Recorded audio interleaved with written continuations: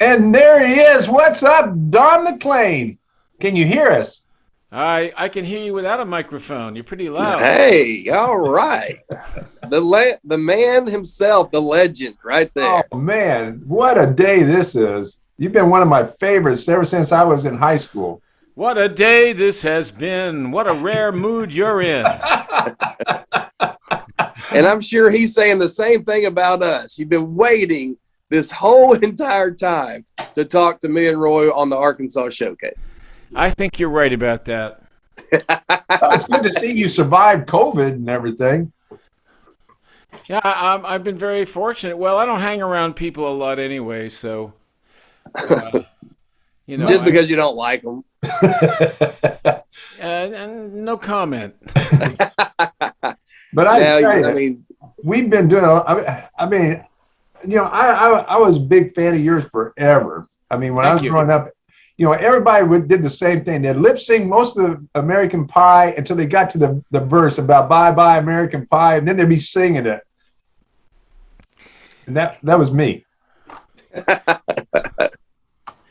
Well, people so have been fascinated with that song forever, and it's for, the thing about it is, I guess, is that it's probably the most unusual number one song ever. I have to say, even as I think about it, because it's really outside of the realm of songwriting, because I was outside of that realm. I was writing songs that I thought were interesting for myself. And luckily enough, I was good enough to write a song like And I Love You So or Castles in the Air or some of these songs on the first record I made. And they gave me a chance to make another record.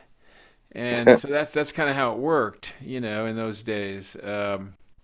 And I had this sort of grand idea about a big song about America, but on the album, every song was going to go to that one, and American Pie was supposed to be last. But it turned out to be so powerful that the record company immediately put it on first, and I had to go along with that, and then they cut it down to a little single. It became number one. But I'm not a hit songwriter, and I'm not a commercial songwriter. I'm Well, an accidental songwriter. And I really mean that. I mean, I come up with ideas, and it's added up over the years. You have all these songs on these albums, but really, James Taylor is a professional. Neil Diamond is a professional. Paul Simon is a professional. These people write hit songs that they know how to do it. I don't know how to do that. I don't know. Me and Jeff was just talking about it. That it's one of the top 5 iconic songs of all time, and I think you're up there with White Christmas and all that. So I mean, it looks like you can write hit songs. What happens is that sometimes I do something that is better than all that stuff. It's bigger than all that stuff, and I can't do it again. It's not like I can do it over and over because I can't. so, but like Roy was just saying, I mean, this, of course, American Pie, iconic 50-year anniversary. Obviously, you knew the song was good after you wrote it. Did you have any idea it would have this kind of impact on America and actually the world? No, is the You're going, answer. yes, I did. That's how good I am. I was trying. I was trying to make a living. I wasn't looking ahead to statues and awards and things like that. I never ever in my entire life ever dreamed that so many things would happen to me that have happened, and it's all really because of people loving me, loving my music, and putting me, hey, he's better than they are, or this is a better song than that is. That's what happened with uh, that list. Is that the guy running it was like some Rolling Stone, hardcore rock and roll uh, writer who Rolling Stone has had it out for me for 50 years, and I couldn't I'm care not. less. I told those guys, I said, I'll bury you, man. I'll be around when you're gone. Okay, so you better watch it. And sure enough, that Jan Wenner went away, and that magazine has turned into some kind of a Rupert Murdoch wannabe type of a thing, and they're nothing but a piece of trash. Well, I And heard. I mean, this. and so they were all over me in the beginning, trying to ruin my career. I've had a lot of attacks through the years on me because I was willing to say things other people wouldn't say, and my songs, got traction, and they couldn't kill it. Well, one thing. I mean, to me, I watched a lot of videos before this interview, and one of the things that really cracked me up. I mean, you're so down to earth. They ask you what would you be doing if it wasn't for music, and you said, "This is the only thing I do good. I don't do anything else good except for No, music." I think you'll find that with a lot of musicians that they found out that hey, basically I'm very average, and but I have this skill that everybody seems to. The women love it. You put a guitar on, you play and sing, and you really learn how to do that, and you're never going to worry about having women because they run after you. Hang on, I got to Look at write that some of down. those. What was it? Guitar, You look at some sing. of All those right. early videos of me, and when they show the audience at any of these places, you'll see mostly women. And but I was not one of those kind of guys. I was a poet. I am a poet. I was always thinking about my work, and I'm still always thinking about my work. I am extremely happy finding a good guitar. I have guitars, and I love good guitars and playing and singing, and so anything else is nice, but it's not that. Now, Now, you were talking about the women and all that. I mean, I know the Beatles were, an inspiration to you, and you would have the women passing out and fainting and screaming. Did you have those moments when you were up there Yes, performing as well? I did. So that's amazing. I I had said, that. I me had. and Roy have people screaming, but that's just the I went running through away the. from us. I went through the Ricky Nelson swooning phase, which lasted about 2 years, and then they went on and moved on to somebody else. But yes, now, let me Now, ask you this. American Pie has been covered by so many people, Tupac to Madonna. I mean, has there been any artist in this current day, contemporary time, that you've just been, I'd say, honored that they're still singing your songs? I mean, I think we saw a video with you and Ed Sheeran doing a little bit together. Was that kind of cool for you? well, as far as American Pie goes, I hate to correct you, but very few people have done it. Home Free, the vocal group in Nashville, did it, and they got a number one video for 8 weeks. It's a long, hard song to Wow. sing. Garth Brooks does it all the time, and Madonna is my favorite version, and she's probably one of a handful of the most important music personalities of the century, last century, this century, whatever century you want to choose. And so I was knocked out by the fact that she did what she did, and That's awesome. Madonna is. She's always trying to shock you all the time and this and that, but compared to what's really out there now, she's very tame. Oh She's yeah. Yeah. very, very tame. Now, let me ask you something. Now, I know that I was going to ask you about your big break. I know that you had a lot to do with Pete Seeger, had a lot to do with your career coming up. What do you think your big break was? My well, of course, the most difficult thing that I ever did was get out my first album because that was turned down by probably 30 different record companies, Oh, Oh, wow. wow. mostly because I wouldn't let them have my publishing.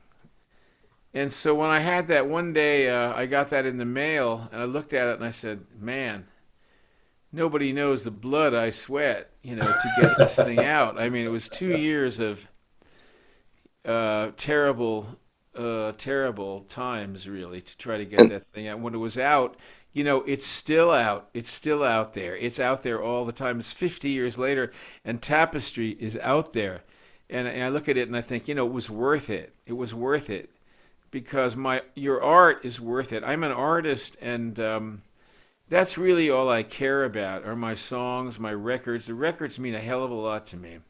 Nope. I always wanted to make records from the time I was a little boy. I would sit in front of the speaker and listen to music from the radio or from a record I might be playing when I was 5, 6 years old, and I would play that record 1,000 times. I would listen to it over and over, and I was meant to be a recording artist.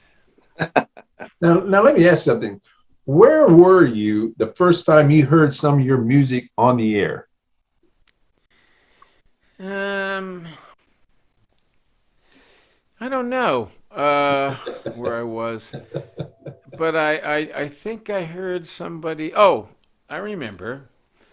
I was uh, I was going to see my mother in New Rochelle, and a tapestry had just come out, and I turned the radio on to WPLJ, which was the FM. I think they had an FM station, and they were playing the whole Tapestry album from the beginning to the end. I called my mother upstairs. I Oh said, wow.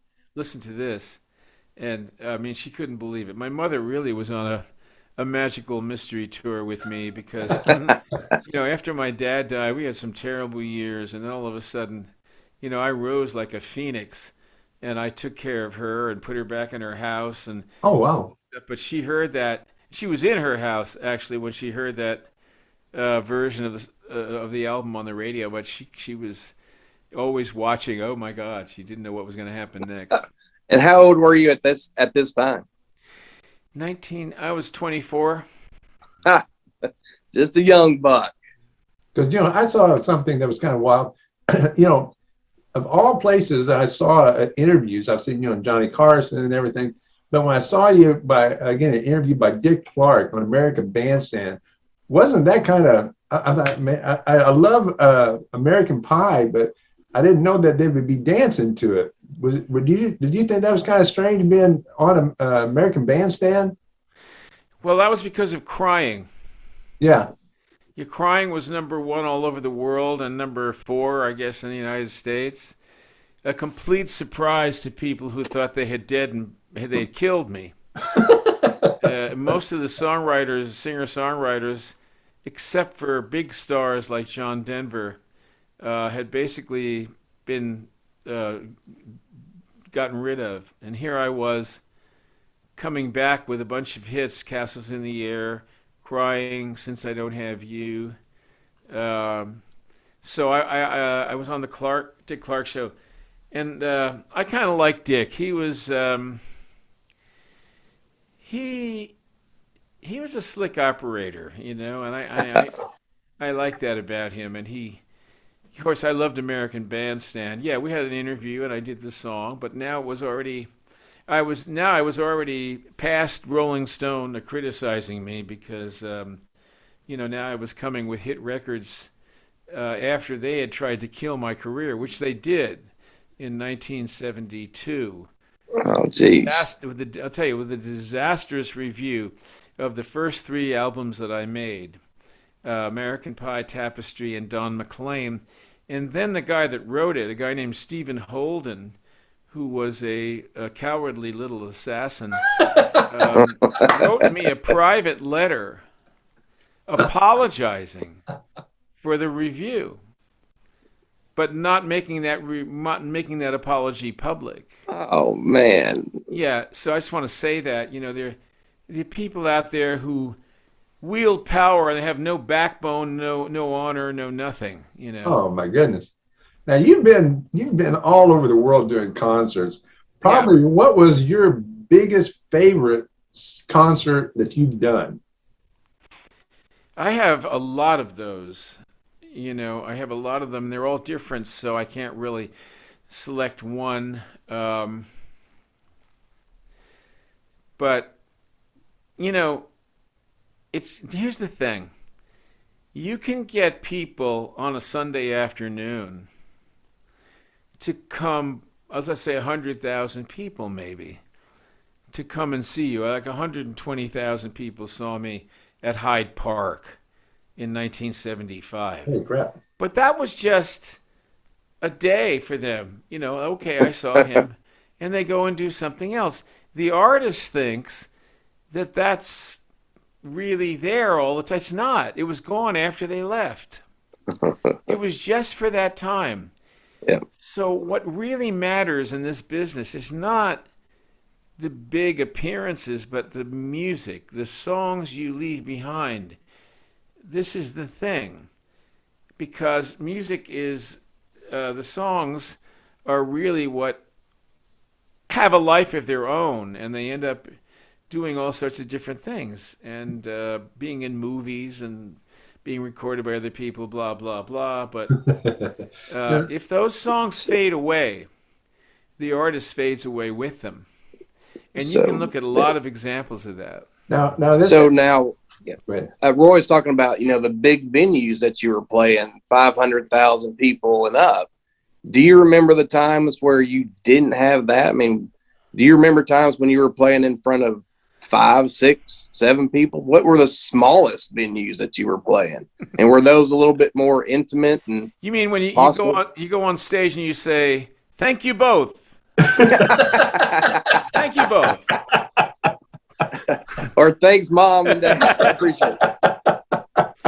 No, I never had that. There were always, if whatever it was pretty filled or whatever. But I loved the '60s when I was unknown, because everything that happened to me was magic. I knew I was on a journey. It was my adventure. I couldn't go back. I couldn't find a job at that point, or I wouldn't want one job because I was unemployable. And I kept on. And those until 1970, I guess, when I made Tapestry, and then after that, boom, American Pie made me international, and every album after that sold very well. And in some countries, they were all platinum and gold and so on. I had singles in countries that weren't in America that were number one, and but it was that time from 1960 to 1970 that I remember as the best time. Now, Amazing. you get all these songs. I mean, you guys all these iconic songs and everything. What is Don McLean's favorite Don McLean song? Yeah. I know, outside the box. I don't know. I don't know what That's to hard to say. say. I have so many great ones. I don't know what to tell you about that one. I'm very proud of American Pie because it's so unique and different. And each generation that hears it gets pulled into its vortex. And that, of course, it's just different from any other song that ever was. And because I was writing it for myself, and I had all these crazy ideas about songwriting, and that particular one, somehow I managed, to get a good record out of it. And, but I had no idea about any of this. I really didn't. All I wanted to do, if I could have just made those first 2 records, I think I would have been happy. That people knew who I was, and there were some nice songs on there, and, that's the way I thought. I didn't think everything is so enormous now. Hundreds of millions of dollars for publishing catalogs and all this stuff. And it's so funny because, go back in the '60s, with the Bob Dylan and people like that, and nobody wanted to, quote, sell out. You know what I mean? Oh my God, don't use a song in a commercial. Oh my God, don't make too much money from this because it's really the people's music. And now, Bob got 400 million, and the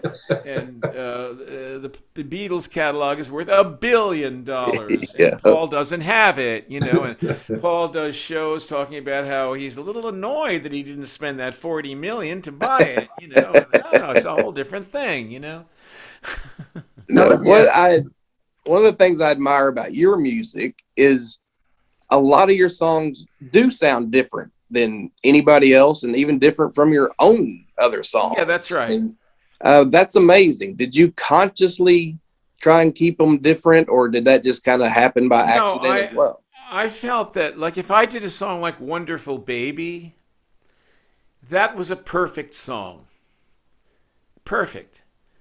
So I'm not going to do that again. You know, each Right. little thing that I do, I would try to make that the perfect idea of what I was after. That's why, I haven't made 40 albums in the studio, because I take a long time to think about this stuff.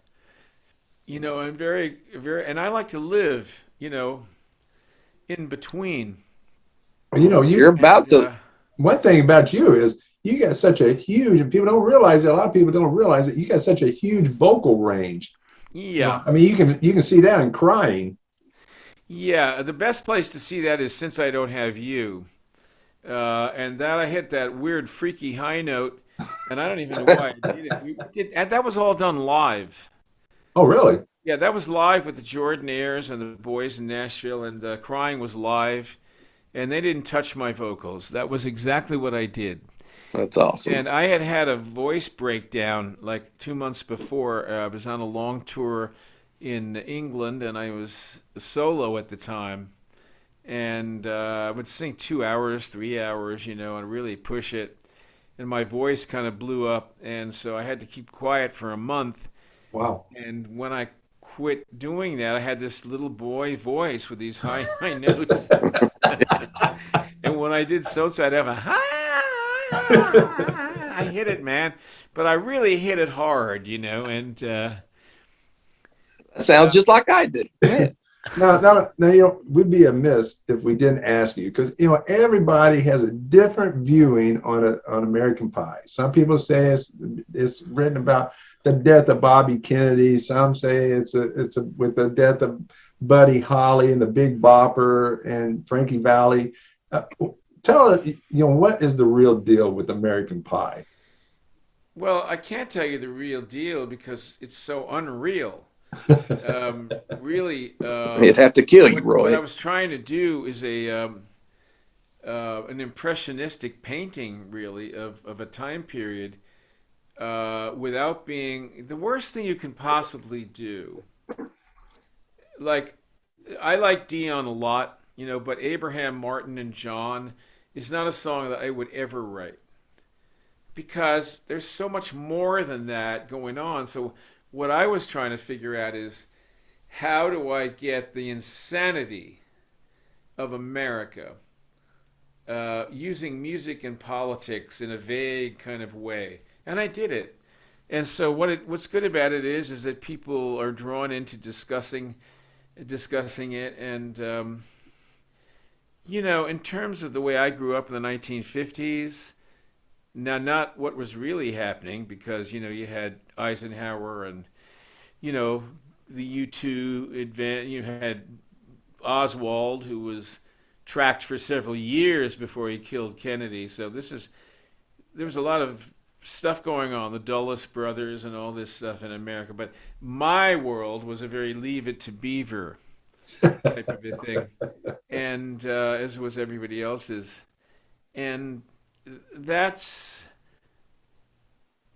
now completely changed. All the institutions that we believed in, school, church, police, government, blah, blah, blah, that's all been destroyed. Everything is a big mess. And the only thing that's interesting is that the rule of law still governs things, which is amazing, because, to think that you can have all this change and still have the rule of law putting fear into people to behave properly, because they don't want to, but law makes them do that. Well, before we let you go, again, thanks for the time. We probably need to address one little rumor that's floating around. Yeah. We mentioned your differential song types, but you still have a specific sound. So me and Roy were a little confused when we're hearing a rumor that you're about to do a world tour, but it's going to be under a gangster rap type album. Is that true? Well, Kanye West and I have decided to get married. Oh, it is true. All right. Yeah, He's really tired of this. Kardashian? What's this schmuck's name who's dating his wife? I can't remember the guy's Davis. name. David. Who? The guy from Saturday Night Live. Yeah, that guy from Saturday Night, Mr. No Talent. Yeah. So Kanye's had enough of that, and he wants me now, real bad. Okay, real bad. Okay. That's what we've heard. All right. Well, thank you for addressing that with us. No, but you actually are about to do an actual world tour, aren't you? I am. You're actually coming here to Hot Springs. I'm coming all over the place. You got to see the schedule. I don't even look at the schedule. Every month or so, I ask for an updated schedule because I'm only about a month out of making, travel plans and so on. That's awesome. Well, when you're down here, it's like if we run into you, we'll take you out for some barbecue. Of course, you'll pay for it, but we'll show you the best spots. It's always the way it is. We'll put you on we'll get you a star on the Hot Springs Walk of Fame. They don't have one, but we'll get you one.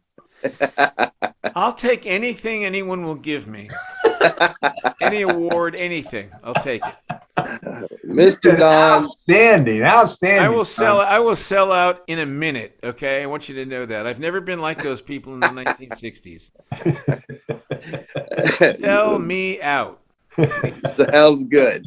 Well, we cannot thank you enough for taking the time. Obviously, this is a bucket list for me. I tell you that right now. But yeah, seriously, when you're in Hot Springs, we'll swing by, see if we can say hi to you, and shake your hand, and just say welcome to Hot Springs. Well, those hot springs have something to say. We have desert hot springs here in California, and they're supposedly a very good thing. That's where Roosevelt went with his father to Germany, where they had hot springs. So yeah. Well, you're going to be at the casino, so I don't know. I think there's something to that. And I love America. I love America. I love the North and the South and New England and the Deep South. Deep South. I love that. And I love the accents. I love the way people used to talk everywhere in our country, and it's all radio and everything has sort of changed that, made everybody kind of vanilla, you know what I mean? But I love it, and I'm so happy to have had all these years to ramble around and meet people and see things. It's just been great. Thanks for having me. Oh, no problem at all. Thank you so much there, Mr. Man. Well, appreciate the time. Keep doing the hard work, and hopefully another 50 years we'll be doing another interview with you for American Pie 100 years later. And we're going to be seeing you down at Hot Springs when you come down here. I think you come down here I think it's next month. I'm excited. Yep. Sounds good. We'll see you down. Thank you, good sir. Talk to you soon. Buy myself a good pocket knife. Thanks, Don. Be safe. Avoid COVID, and we'll see you here in the near future. Okay. Thanks a lot, man. I enjoyed it. Bye-bye.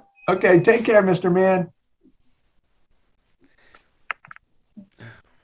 Okay, there we go. That Mr. Don McLean, American Pie. I'm so happy about that interview. We've been trying to get him on for over a year now. Yeah, I mean, good gosh, he's about to do a world tour. I mean the guy he's 74 years old. And he's on the Hollywood Walk of Fame. That's what you told me, right? Yeah, he's got a star. Yeah, he's in every Hall of Fame, songwriter, music. I mean, you name it. So it's kind of cool. Yeah, but man, that was outstanding. I mean, he was right on the money. He popped right on right when we didn't have to wait for him or anything. So that was outstanding. And this is just one of the interviews that we've been doing. We do all these interviews. And if you go to www.arkansasshowcaseradio.com show, you can see all these interviews from people like him, Grand Funk Railroad, CCR, all kinds of interviews we've been doing. And we do this for you. That's who we do it for. And so just tune in to www.arkansasshowcaseradio.com show, and we'll be bringing you some more. I think we're doing another interview with Grand Funk Railroad that's coming up. That'll be pretty cool. And I think we should be doing the Backstreet Boys, probably another one with Lori Morgan. So a lot of stuff in the pipeline. So stay tuned, check us out, spread the word, and enjoy the interviews, because we sure do. So y'all take care now. Bye-bye. www.arkansasshowcaseradio.com. And we're out of here. Bye-bye.